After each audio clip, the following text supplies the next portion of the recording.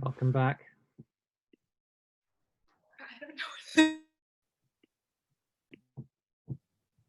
Hello. We'll just wait for a few more people to clock that they have to leave. I could actually chat to them and say, leave your rooms. Unless this is us. Oh.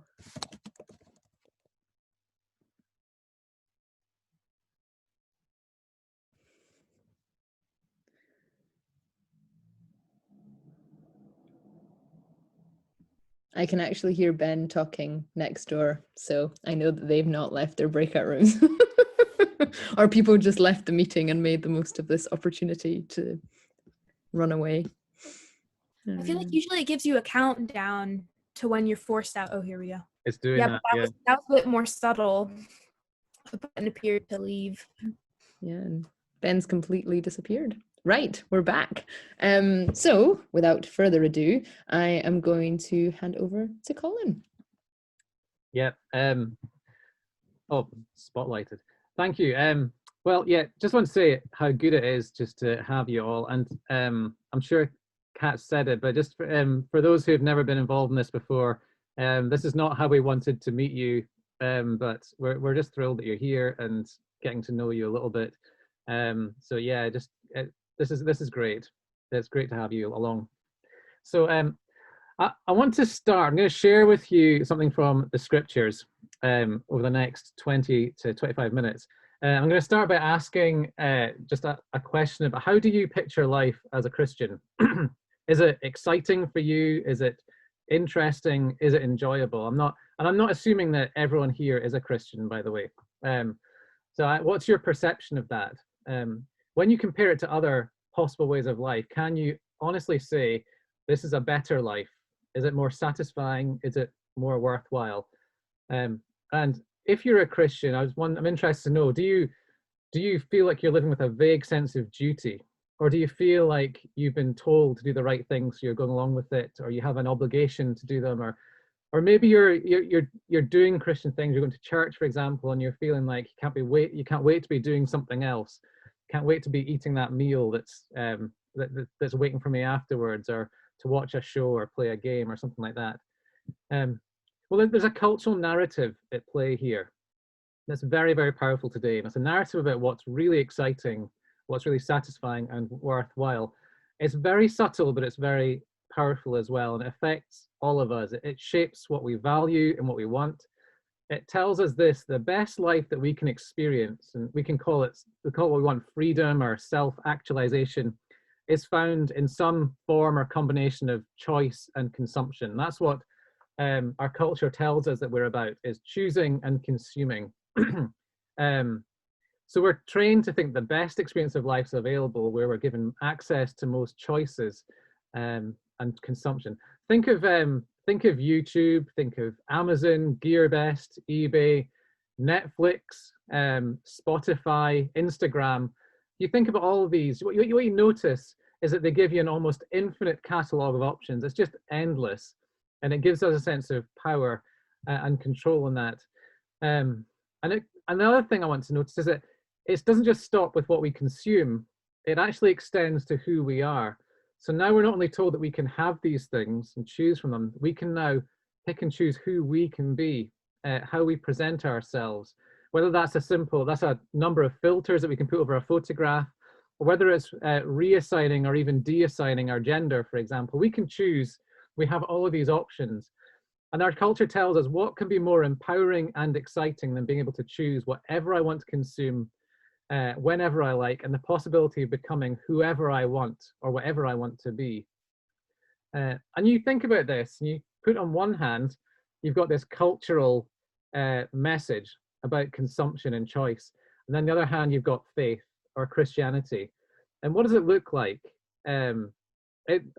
Against these things, Christianity looks like a restricted life. You're told what to think, what to do, even what to sing. You're not even in control of the content. If you don't like what you hear at church, you can't just fast forward to the episode because this one's boring, to the next one.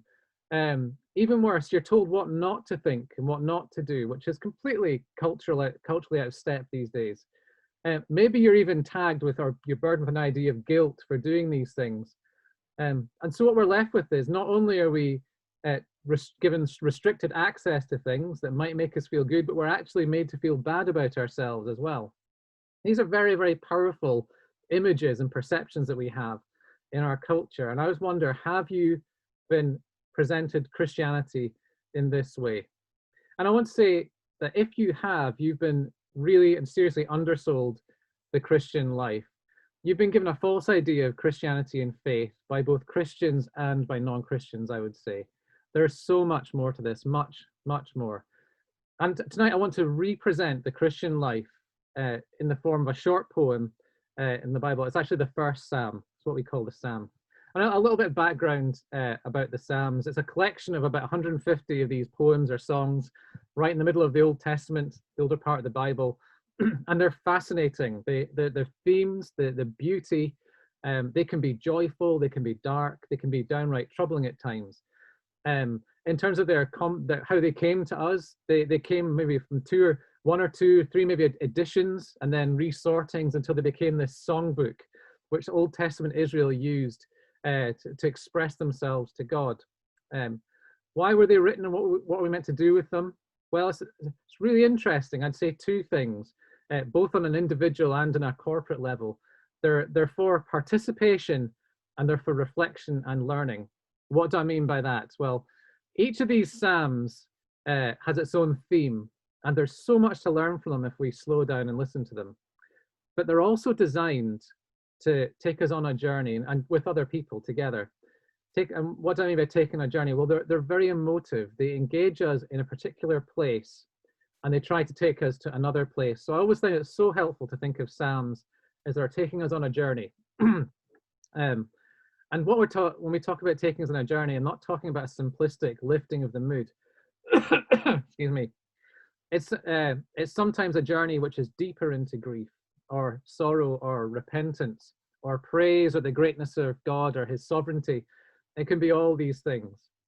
So Psalm 1, we're going to look at just now, and just it's worth just mentioning in passing, it probably comes as part of a two-part psalm. The second one's closely tied to it, but we'll deal with the first one tonight. And I'm going to read it. So if you have a Bible in front of you and open, I'm going to read it out to you. Okay, blessed or blessed, never sure which. We'll say blessed. Or blessed is the man who walks not in the counsel of the wicked, nor stands in the way of sinners, nor sits in the seat of scoffers, but his delight is in the law of the Lord, and on his law he meditates day and night. He is like a tree planted by streams of water that yields its fruit in season, and its leaf does not wither. In all that he does, he prospers. The wicked are not so, but are like chaff that the wind drives away.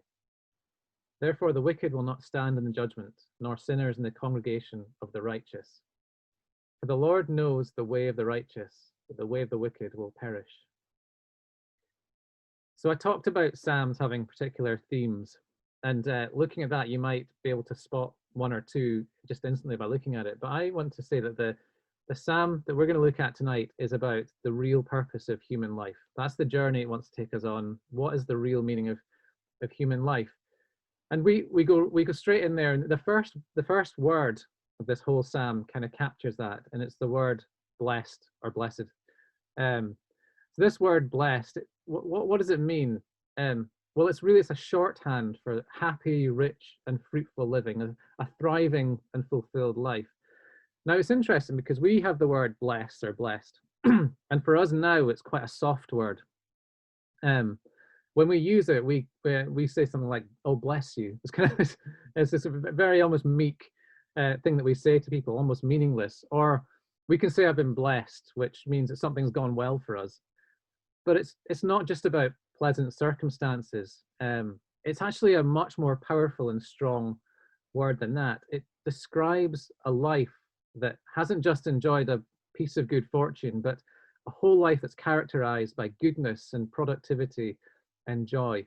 It's having the experience that I am doing exactly what I was made to do, and that it's great. It's a God-given happiness and prosperity.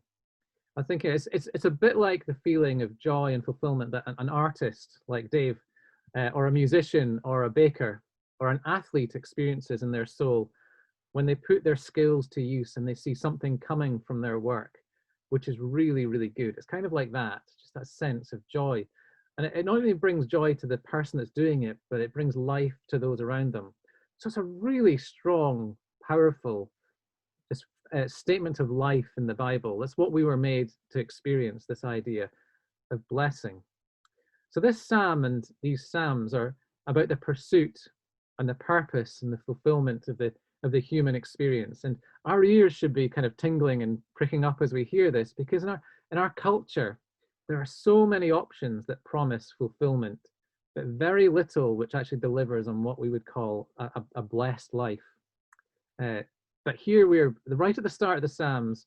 This very first word is offering, or kind of tantalizingly offering to us this great thing, blessedness. So we look at this poem and we can ask, where does this journey begin in this poem? And this is where I'm gonna. You may have been wondering why I've got this white background, and it's not just to cover up the mess of my study. It's a whiteboard. So I'm gonna use some diagrams and pictures to help here. So if we could picture, if you take the first verse about the man, how would you draw that? How would you, I guess, draw that in a diagram, picture it? Well, I would do it a little bit like this. So there's a man. I'm going to start up here. And so there he is. And that's him walking. So it says he walks in the counsel of the wicked. I'm just going to put a couple of these things here.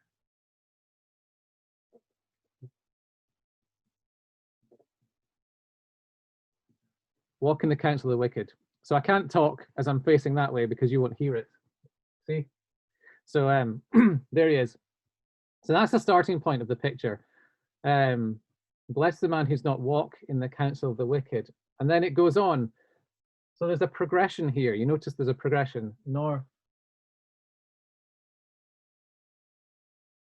So there he is. And what's he doing? So he's now standing.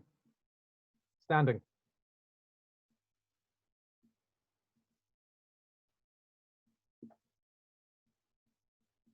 So he's standing in the way of sinners. And then we go on, and the picture in this part, it ends up with a man sitting. So this is testing my artistic skills. Well, actually, I'm going to do him crossing his legs and folding his arms. There we go. So this is him sitting. And how is he sitting? So he sits in the seat. In the seat of mockers. So the first thing to notice that there is a progression here. And we want to ask, what is this all about? What is this progression? What is this threefold journey this person's on? Well, a couple of things. It's really helpful to pin down these words. So obviously there's a difference, there's a movement from walking to standing to sitting. So you might ask, what kind of picture or movement is that? Well, that's the picture of decline, or from moving to slowing down to stopping. So that's quite a negative journey in itself. And then we look at these words, counsel, way, and seat. What's this all about? Well, counsel is the advice that you receive, or it's more about actually influence. It's the influence that comes to you from the outside.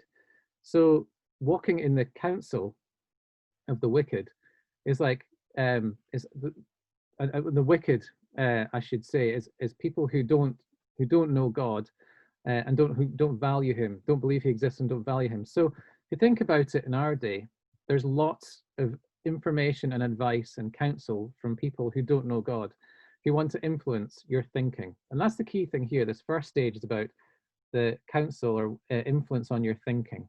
And it's from those who don't believe in God and don't have any time for him. As we move on to here, this standing, in the way, the wicked. The way is about behavior. So we're moving from thinking to behavior. And this word for sinner, it does mean sinner, but it kind of means the removal of restraint. So there's no need to restrain my behavior. And that's what this picture is here. You move, your thinking's influenced, your behavior is influenced after that. And it's about the removal of, affecting your behavior, the removal of restraint. And then finally we get to this stage here where it's sitting in the seat of mockers. So mocking is not just kind of going, ah, like that. My children are good at that. They do it pretty much all day.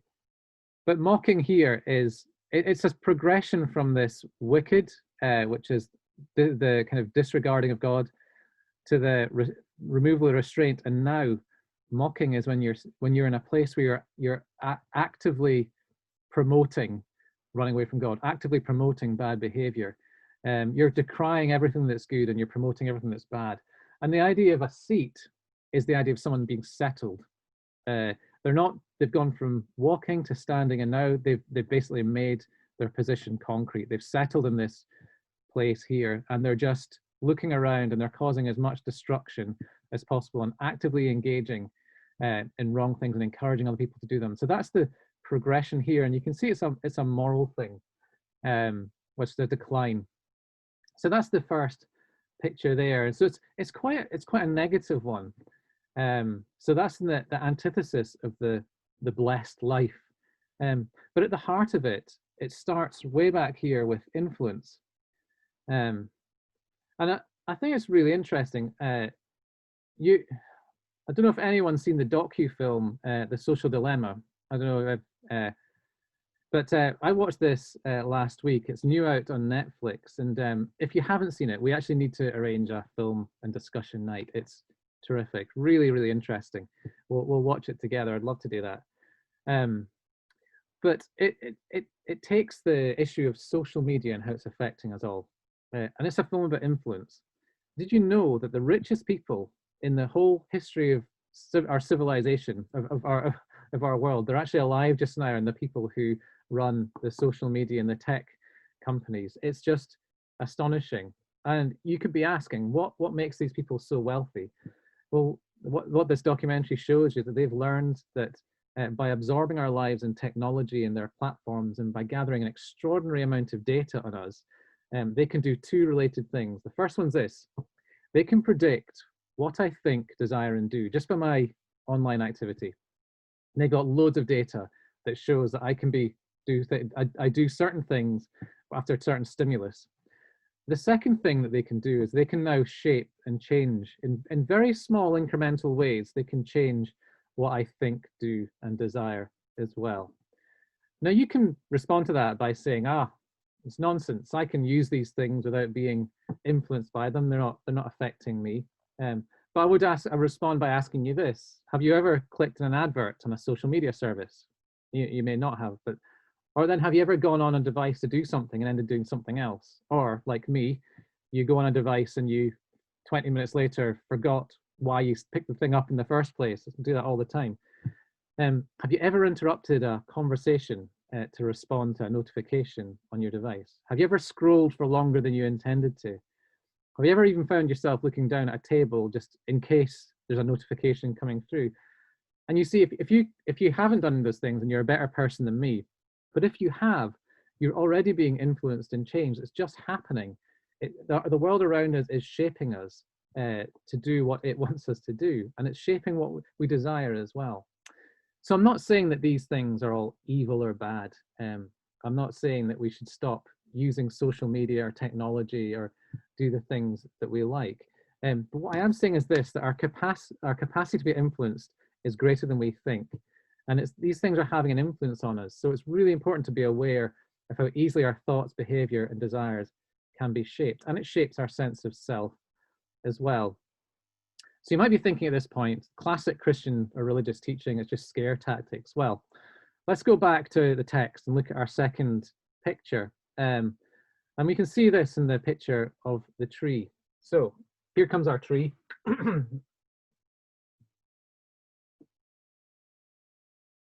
There we go. It's our tree. And what's happening to our tree? Well, it's planted somewhere. And that is flowing water, if you're wondering. That's it. It's a river of flowing water with some roots going beside it. And what we're told about this tree is that its leaf is green and that its bearing fruit in season. So I don't know what kind of fruit you like. Kat, what's your favorite fruit? Grapes. Good. They don't grow on trees, but we'll go with it. No, sorry. There you go. Bananas. There's that tree bearing grapes, and it's nice green leaves there. What you can see here is a completely different picture here. And notice we talked about influence in the first one. There's an influence at play here, but it's painted a bit differently. So the influence is coming from the water, and through the roots, it's coming up and it's influencing the trees. It's bearing fruit. And the picture that we're given is green in the Bible. A green leaf is just a picture of health and vitality, and fruit is something which is produced and it blesses other people. That's a picture of blessing and prosperity. So here is the picture which, and in antithesis to the one that we've seen up here, if there decline, we now have, we've got growth. And it's moving in this direction here. And so it's interesting, we've got these two pictures kind of contrasted against each other. So what is this opening psalm asking me? What kind of journey is it kind of inviting me to take, and what kind of life do I want? Well, it's clear, it's asking me to consider the power of influence in my life and what that's going to do to me, whether that's going to lead to decline or it's going to lead to growth here. Really two vastly contrasting pictures of existence. It's asking me, what do I want to do? And it's interesting thinking about influence in us this year, because it's likely that this year is not going to be easy for many of us. I mean, we don't know what the far future is going to be like, but already we know that it's there's going to be restrictions, and we know it's going to be a struggle to meet. We know at times might feel lonely and we'll feel frustrated. How are we going to respond to these experiences? Well, I don't know about you, but when I'm feeling lonely or down, I go to convenience. I get the quick fix, whatever will make me feel better or distract me for a while. But I think the psalm is asking us to think about this carefully. And it's saying, when you allow something to influence you, you're feeding yourself, you're putting your roots down. It's going to change your thinking and your behavior. Now, I'm not saying that the Bible's telling us we need to be perfect and never make any mistakes. I'm definitely not saying that you shouldn't use social media or eat nice things or whatever, or relax the film. I'm not saying that at all. What I am saying is that we need to think about where our roots are drawing up water. What's feeding us? What are we allowing to become part of our thinking, our behavior? And what's beginning to own us? That's what's at stake here. And what's at stake is in the final picture. And we go to verses 4 and 5, and we see that it's about this thing called wheat and chaff. And there's always a picture in the Bible of judgment, well, nearly always. So I'm going to put this here. And here's my picture of some wheat in a field. Well, isn't that great? So this picture of threshing, so like everything grew, the stalks and the grain and everything like that. And what it was done in the ancient Near East and farming times, I'm no farmer, but I believe they took it into a store or a barn and they bashed it out. And what that allowed you to do was to separate the ears of corn, the wheat, and the rest of the stuff. And so it was a bit like this. Here's the kind of what happens when they separated it. You were left with this stuff called chaff, which is the stuff that you don't use, and it just becomes a powder, and it's just kind of blown away by the wind.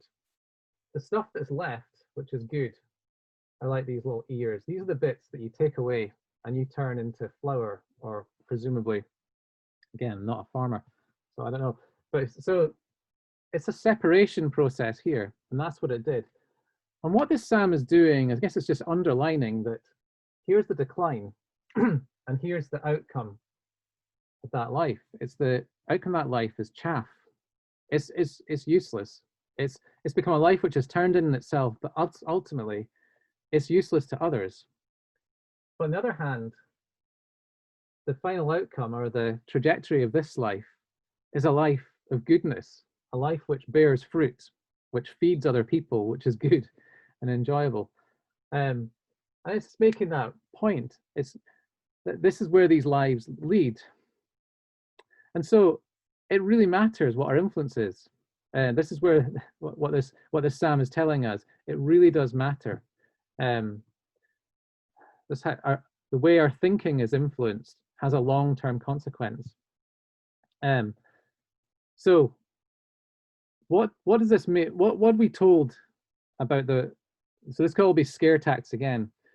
I want to point us back to verse 2, because this is the heart of the text. And I think this text is actually giving us hope. And the reason I think it's giving us hope actually is because there's two words in that verse 4 and 5. You might notice twice the word wicked is used, once the word sinners is used, but not the word mockers. And I think what this writer is doing here is just saying to us, we can see the influence of wickedness even in our own lives. We might even see a little bit of our behavior or the behavior of that. And I think it's saying follow that trajectory and we get to this mocking place. And that's a place, that settled place is far down the line. I think it's saying, it's just warning us, saying don't go there. And it's inviting us to reconsider what we're taking in, what we're putting our roots in. And the thing that it's encouraging us to put our roots in is back in verse 2, and just a couple of things and I'll finish. It talks about God's law. In other words, the word of God, or when we talk about the Bible, or how he reveals himself in Jesus, that's what the law is to us. This is what the man who's like the tree planted beside living water, whose leaf is green, that's bearing fruit in season, that's what his roots are sinking into. And I would home in particularly on this other word, and it's the word meditate. Now, you might be thinking, oh, it's about getting into the Bible is so difficult. I mean, it's old, it's boring, it's hard. You might be thinking some of these things. But I think if you're thinking those things, I identify with you to a point. But I would be almost sure that you've never been helped to meditate on it. You've never been part of a community that really listens to it together and asks, how do we apply this to life? Because to meditate on the Bible is not just to read it or to have it preached at you.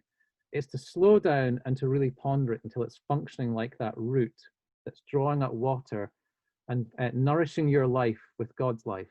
That's what meditating on the Bible does. It's when you encounter God himself as you read, and you know that it's him speaking life into your life.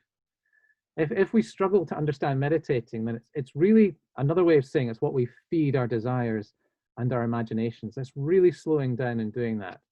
And we actually meditate on things all the time. We think about it, we dwell on things all day, every day. There's places we let our imagination go and feed. We let ideas feed us all the time. And we think about these words and pictures and ideas, and we give them more time in our head. And it's interesting, our screens in our lives are saturated with ideas and pictures, and we can choose to feed them, and often we do. And that's the thing, they will change us. But the question of the psalm is this: will we trust that there is better feeding, better life from God in his words? Now, these words are worth our meditation because they will lead to real life. That's the claim that this psalm is making, that if we start to do that, put our roots down in his word, it will lead to real blessing, to real life. And we struggle because this is not natural to us. It's not easy. It takes time we don't think we have. It takes discipline. It requires getting help. But I want to say that's what our community is all about. It's what any good Christian community should be about. It's about saying, I will help. We're here to help each other to really understand what his word is saying and to begin to take it in, not just to kind of let it wash over us or just hear it as religious, disconnected religious words that we nod along to, but to really take it in. It's about deciding, this is what I'm going to put my roots in. This is what I'm going to allow my life to be shaped by. And I know we're all sick of Zoom. And I know that's where we're doing. This is where we're heading. We're on it right now. I know some of you may feel differently. I find it tiring, but to think about it, this year for however long it takes, these weekly Zoom times can be a place where we can go for nourishing and influence, where we have the time, the space, and the encouragement to say, let's hear what God's saying to us, both daily, on a personal level, and weekly in a community level. And if we do that, I think, I sincerely believe, and I've seen it happen in my own life and others, it will transform our lives. It will transform the Christian life. Because you see, if we make this the key influence of our life, I think we'll really begin to experience what this psalm is talking about in terms of blessing. Not that everything will go swimmingly for us and we won't have troubles again, but the experience of God actually nourishing us from the roots upwards. The experience of him fulfilling, and then that life of actually serving and blessing other people. Like the artist that sees their work loved and appreciated by other people, we think, that's what I was made to do. So the Christian life, I think, would take on a completely different complexion if we did that. And it wouldn't just be about meetings and then just wanting to rush off to the next thing. It'd be like, yes, God, your word really is nourishing me here. So I just want to say that let's go into this year with that in our minds. Let's do that. Let's really serve and help each other. Commit to helping each other this year, saying we're going to put our roots down in the Word of God. And we're going to let it do its work. We're going to meditate on it and just see what growth it leads to. And I'm excited by that. And I'm looking forward to doing it with you guys this year. Okay, Kat.